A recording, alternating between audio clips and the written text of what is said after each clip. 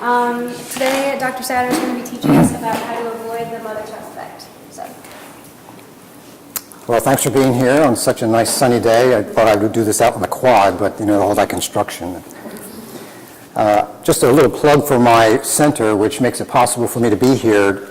I'm the director of Drexel Edits, which is a center here at Drexel, a very small center, that is sponsored by the College of Arts and Sciences. And the center is, the main mission of the center is to provide editing services, pro bono editing services for nonprofit organizations in the neighborhood. Basically what I do is I take my students and my graduates who've been through an editing course, so I trust their editing skills, and I match them up with nonprofits who might have a need to look over their grant proposals or annual reports, things like that. And I try to focus on small nonprofits who couldn't otherwise afford professional editing services, and I like to think that that's what I'm providing. But a sideline to my organization is to provide workshops like this. Usually I provide them for my own volunteer editors and occasionally for outside groups, but I thought that there might be a need for the same kind of work that I do for Drexel Edits among folks like you. The other connection I feel I have with you, I feel I'm among friends here. I teach the science writing course for my department, which I've had many graduate students in that course, folks like you who are working on a PhD dissertation. And they often walk away saying, gee, I really appreciated some of the things you did in this class. So I thought that if they had a good experience, that perhaps it might be worthwhile to share it more widely with folks like you. How many people here called their mother this weekend? Yeah, good. I hope it wasn't just for money. I would have called my mom too, but she hasn't been around for a while. This is my mom, what she looked like when I was about, I don't know, 1 or 2 years old, and she actually, this was in growing up in South Jersey, but she herself actually was born in Florence. That's Florence, Italy, not Florence, New Jersey. And so I can remember growing up as a young kid and hearing a lot of Italian words in the house, you know, buongiorno and mangia. I especially like the word mangia. And when I think about these memories, I think, geez, you know, there's really something special about the language you grew up in. And it's really understandable that we have this thing called the mother tongue. You know, that's really a wonderful metaphor to describe your special connection to the language you grew up with. So I say that because I want to acknowledge that the title of this workshop might seem a little callous and maybe even disrespectful. After all, it's fair to say that most of you, your language, your mother tongue is not English. If it is, then you probably shouldn't be here. At any rate, I wanted to say something about the connection between a mother tongue and your status as an ESL student, that is to say, your experience of another language. Certainly, I don't want to give the impression that there's something deficient about your mother tongue. In fact, there have been a lot of international writers who've acknowledged the differences among languages and how each language has its own special linguistic resources. One of my favorite authors to acknowledge that special connection among languages is Bharati Mukherjee, who's one of whose books made the comment that she envied the English for their recording of the passing of time. They used yesterday, today, and tomorrow to mark the past, present, and future, while in Bangla we made use of kal for all three tenses. In the same essay, she said something like, English had no use for the nuanced nailing of extended family relationships. Their aunts and uncles seem disrespectful and generic compared to our father's side, older brother, or mother's second sister. So we can see sort of precision on both sides of this language divide, but in different directions. Some writers have had a chance to sort of push back against linguistic stereotypes. I think one of them is Amy Tan, who once said about her own experience with learning English. She said, "To listen to my mother speak English, one might think she had no concept of past or future tense, that she doesn't see the difference between singular and plural, and that she is gender blind because she calls my husband she." And then there's Alice Walker's book, The Color Purple. There's a character, there are two characters actually. One is trying to tutor the other in the proper use of English. And the person who's being tutored sort of pushes back at some point and says, "Every time I say something the way I say it, she corrects me until I say it some other way. Pretty soon I feel like I can't think. My mind run up on the thought, get confused, run back and sort of lay down. Look like me, only a fool would want to talk in a way that feel peculiar to your mind." So there's special challenges, I think, for folks who are trying to assimilate into another language. And I want to acknowledge that. At the same time, though, I want to bring to the table the idea of Lisa Delpert, who's worked to educate African American youth in public schools, to bring them up to speed so that they can have the power, she calls it the dialects of power.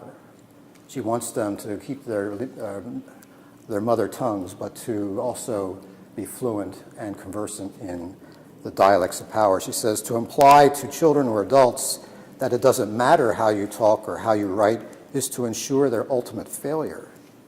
There is a political power game that is going on, and if they want to be in on that game, there are certain rules they too must play. So I want to just put that in the background as we talk about the content of this workshop, which is these three words. The English article, I think, is one of the linguistic features of English that causes ESL writers a lot of trouble. And you wouldn't think that three of the smallest words in English would be so troublesome. But just to get a sense of how troublesome they might be for you, and maybe a way of assessing whether or not you should even waste your time with this workshop, I wanted to give you a little sort of pre-evaluation of the use of the English article. Now, this is a double-sided handout, and I ask you not to look at the diagram side, the flowchart side, until later. What I'd like you to do is to see how you respond to, let's do the first 10 sentences. What I've done is I've taken sentences out of a research paper, the title which is, "Can People Distinguish Pate from Dog Food?" They found out the answer is no. Anyway, people will study anything, won't they? So I'd like you to take these sentences, which come right out. Actually, I altered them. I took all the articles out. And I'd like you to put them back in. And if you can do that well, go off into the quad and enjoy the day. But if you have trouble with that, then maybe you could stick around for half an hour and work on this. So take a few minutes to see how you do with this, and then we'll move on.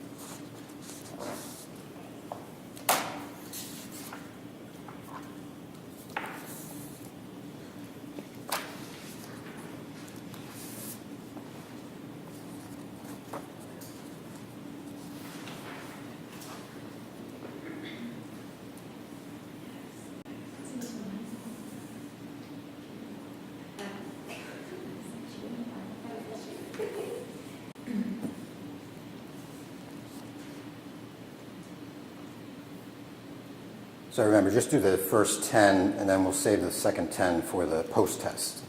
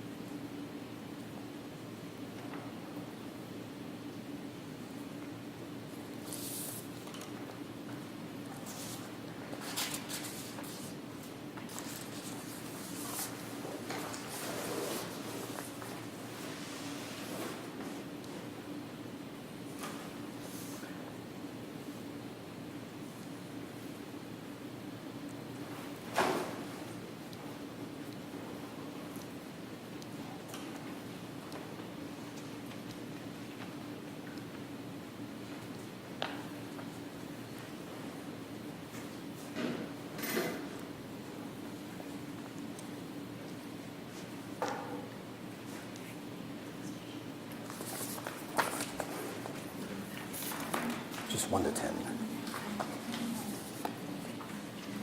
So how are we doing? Can we start going over these, or do you want a few more minutes? Yeah, a few more? Okay.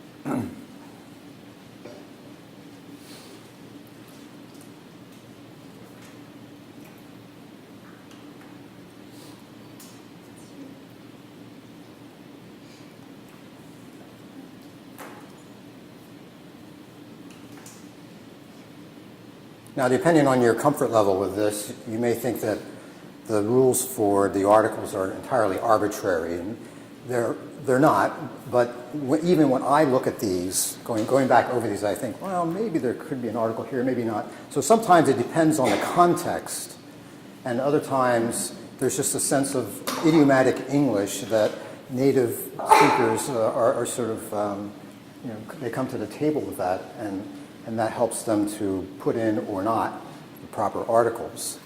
So what I'm going to give you today is not necessarily hard and fast rules, but will be guidelines, and I think it'll help you to sort of sort out the arbitrary from the conventional. So here are the first 5 sentences with the articles restored. So you might take a quick look at them and decide whether or not it's worth staying here.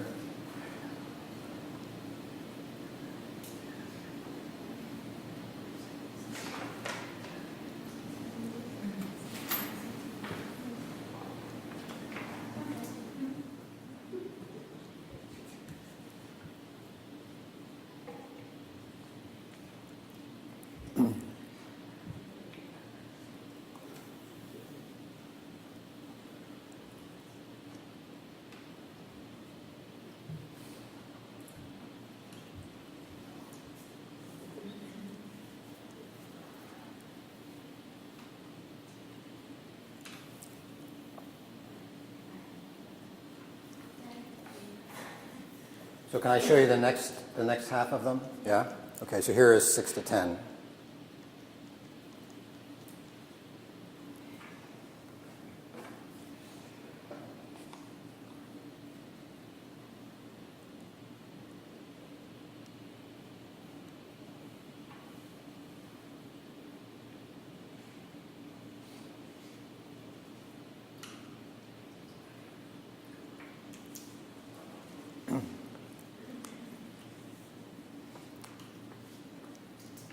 I'm not that fond of Newman's canned turkey, though.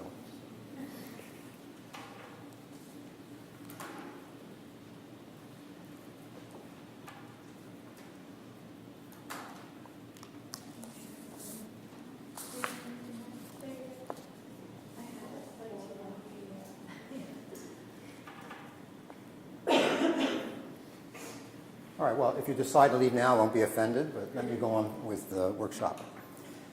So what I want to do today is this.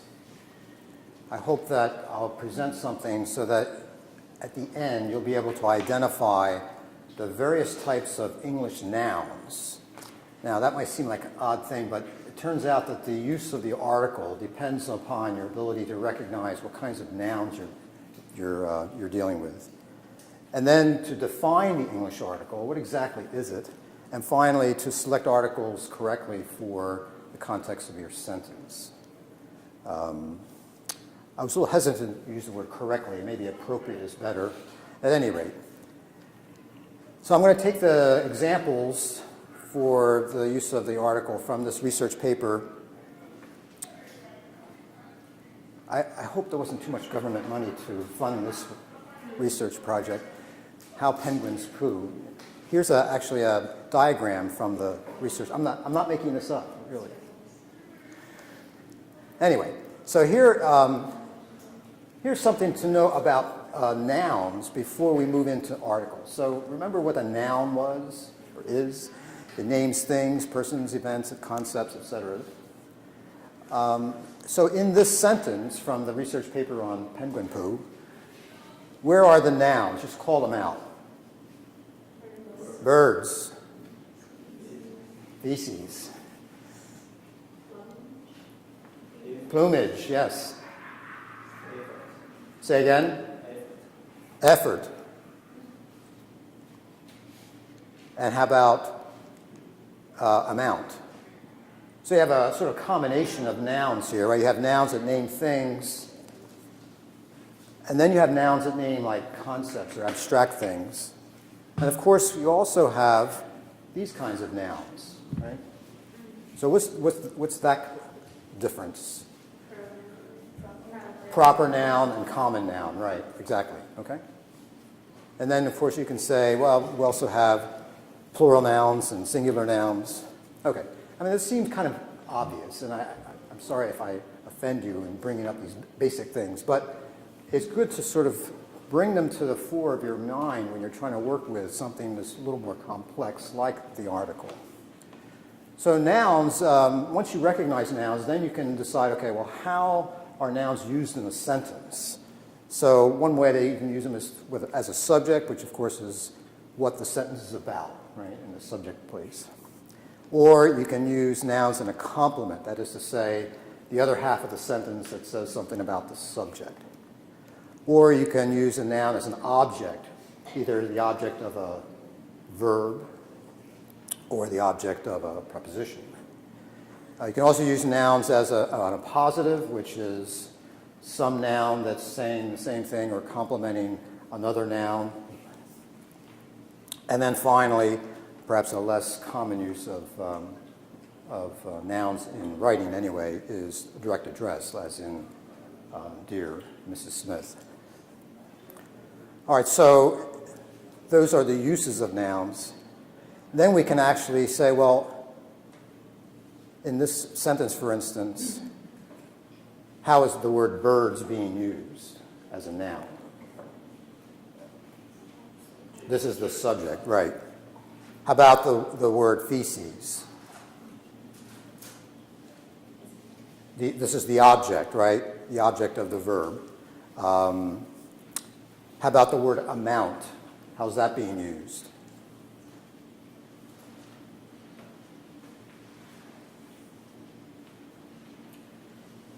Is anybody having bad flashbacks about 5th grade right now? So amount is a noun that's being used as an object, right? It's the object of the preposition with what? With a minimum amount. Effort is the same way. It's the object of a preposition. And then plumage is a noun that's the object of a verb. Okay, so there's the uses of the noun. Then we have the difference between common nouns and proper nouns, as you have in this sentence. Right? These are all in yellow, the common nouns, and then the proper noun in orange. And then you have the difference between what we call countable and uncountable nouns, or non-countable nouns. For instance, in this sentence, some of the nouns you can count. Others you can't. Which ones are which? Like birds. Can you count birds? Yes. So that's a countable noun, right? How about in the sense that it's used in this sentence, the word effort? No. I mean, you can use the word effort in a sense of being countable, like all of your efforts here to be here today, right? That's accountable. But if you just say effort, or perhaps a starker example is the difference between potatoes and flour, right? You can count the potatoes, but you can't count the flour. I mean, you can measure it out perhaps, but you can't count flour, that is to say F-L-O-U-R, in the same way that you can count potatoes. So that's the difference between nouns that are countable and nouns that aren't. And almost all words, of course, can be used in both senses, but they're actually entirely different words. So effort here is really different from the word efforts as it might otherwise be used.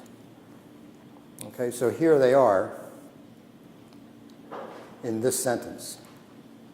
Again, plumage in this sentence, of course, is not countable because it's a sort of a collection of things. But you could conceivably refer to the plumages of the birds of the world. Right now it's countable. So the trick here, I think, is to ask yourself, well, in the context of this particular sentence, is it a countable or an uncountable noun? Or is it a proper noun or a common noun? So the same thing applies there as well. Okay. So here's what we're working with. English articles, what are they exactly? They're actually considered linguistically a kind of adjective because they kind of point out a noun, right? And they can point out either specific or non-specific nouns. And so in this sentence, the birds, the word the is picking out a specific collection of birds, right?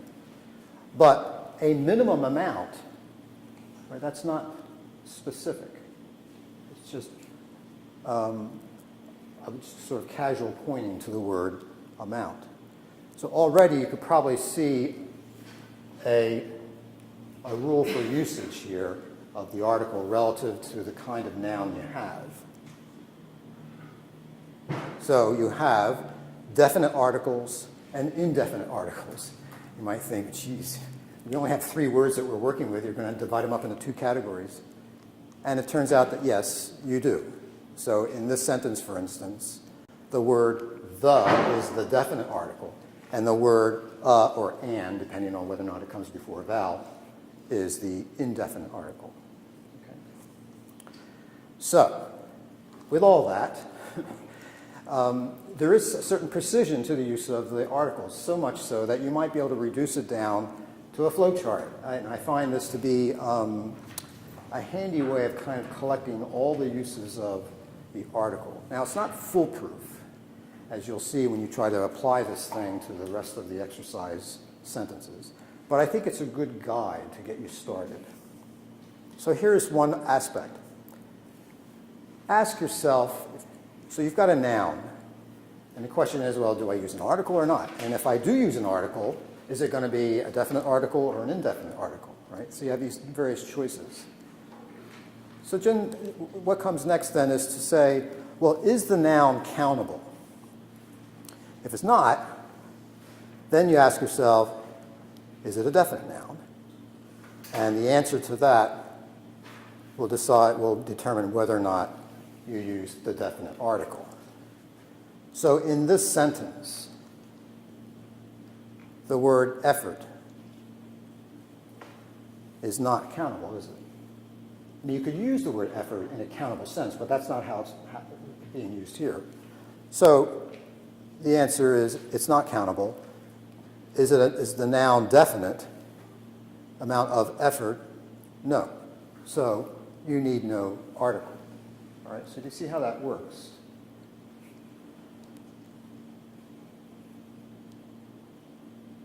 Okay. Another question you might ask is the noun singular or plural? If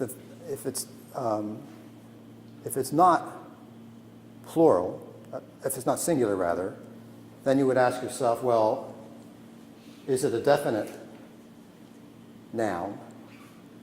And if it is, then you would use the definite article. All right, so in this case, the word birds, a singular word, a plural word rather,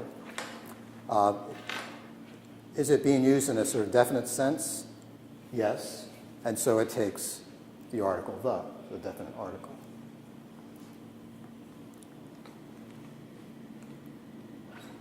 And then finally you might ask, well, is the noun before me definite? And if it's not, then you're left with whether or not to use the indefinite article, which is either a or an, of course.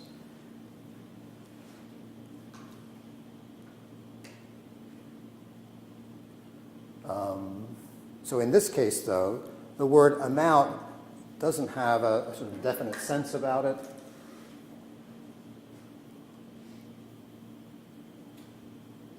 And so instead, the indefinite article is used, comes before a consonant, so it's not going to use the word and. So here's the whole flow chart, which is duplicated in the back of your handout.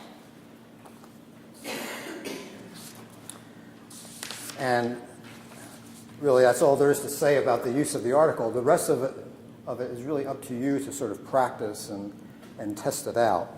So why don't you take the few minutes left to try out your hand with the other 10 sentences on the sheet.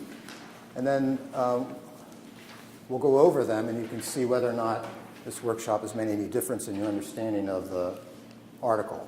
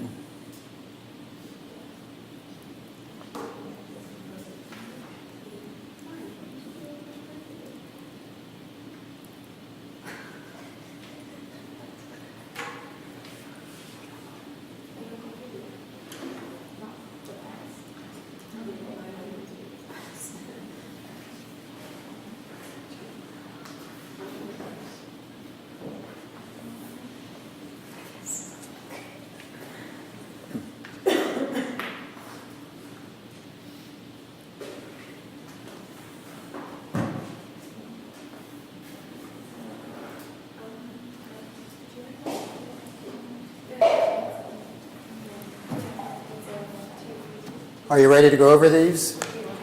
Yeah?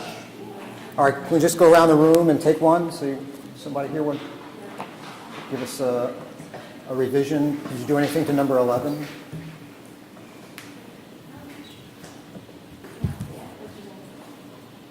No? Anybody restore any definite articles to number 11 in this table? Yeah. So it's human volunteers have been used to compare details. Yeah, good. So why did you put a the in front of taste qualities? We went through the chart. Uh-huh. Oh, good. It wasn't countable. It works. Well, qualities, that is a countable noun, isn't it? If it's plural. So, but there's something else about it that requires an article here. It's definite, right. Yeah. Okay. How about, did anybody put one in front of human volunteers? That would fit. It would be okay, but what would you say about the use of that word, volunteers, in this sentence? Why is it okay to leave it without an article? Anybody have a sense of that? It's not definite, right. Yeah, how do you know that? How do you know that it's not definite? Most of the time you would need a context, right, to figure that out. But I think there's enough context right within the sentence to tell you this is not a definite, they're not talking about definite volunteers, but sort of out there volunteers, wherever you might find them, indefinite. How do you know that?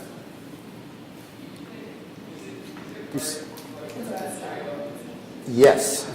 Well, I thought you said historical. No, it is at the start, yes. But do you notice the reference at the end of the sentence? This is part of a lit review, isn't it? And it's kind of looking back to the history of the field, and so it's kind of general and looking all over the place. So there's nothing definite about this sentence. And I think it's okay then to see volunteers as an indefinite noun. All right, but certainly that would be more discretionary. But I think the one you put in front of taste is definitely needed. All right, how about 12? Somebody here want to try out 12? Why did 70% of the subjects who rank sample C as the worst? Aha. In terms of taste, not just that sample C was a dog. That was a dog food. Aha. Okay. So what about that last one? Was a dog food? So you're thinking that food is countable if you put the article in there, right? And it might be. I mean, I think you can contrive a context where that would be true. But my sense is that the word food in that sentence is uncountable. All right, so it's like air or flour. But the other, yes, I wouldn't put an article there, but I think that your others are appropriate. I might even put one in like the 72% of the subjects, but certainly the others that you put in are good. How about 13? Anybody do 13 over here? Samples were allocated to serve in bowls, labeled A, B, garnished with parsley to enhance the presentation, and chilled in the refrigerator to 4 degrees. Okay, good. I could imagine you're leaving out the word the in front of parsley if you didn't want it to be so definite, but certainly adding or the refrigerator and or the presentation is a good addition to the sentence. How would you know, like, before the refrigerator, you can put A or the? Whether or not you put a or the? Yeah, like I put D. So. Oh, the refrigerator? Refrigerator or the. How do you know if you Yeah. Okay, so here's a case where you would need more context to be certain. I think one or the other is helpful here. If you were referring to the refrigerator previously, in a previous sentence or a previous paragraph, then I think the word the would probably be more appropriate because you're speaking about a particular refrigerator, not just any old refrigerator. You know. You can hear then in some of the questions that some of these choices are going to be discretionary. You're going to have to kind of have a sense of the context in order to be more certain of whether or not you want to put an article in the sentence. But most of the ones you've done so far, I think, are pretty definite. How about number 14, over this table over here? Did you add any articles to number 14? The explanation. The explanation, yes. And the subjects. Yes, good. Because both of these things are pointing to something fairly specific, aren't they? Okay. Well, to save time, because I know that we're almost done here, so let me just go through the sentences that remain. The original sentences had these articles. Number 15, the dog food sample was ranked lowest of the 5 samples. Number 16, the aggregate taste ranking of the dog food was highly significant. 17, even with the benefits of added salt, a smooth texture, and attractive presentation, etc. Notice, by the way, that the word salt is an uncountable noun, but in this sentence it's a definite, it requires a definite article. 17, even the benefits, we did that. 18, we investigated the potential of canned dog food.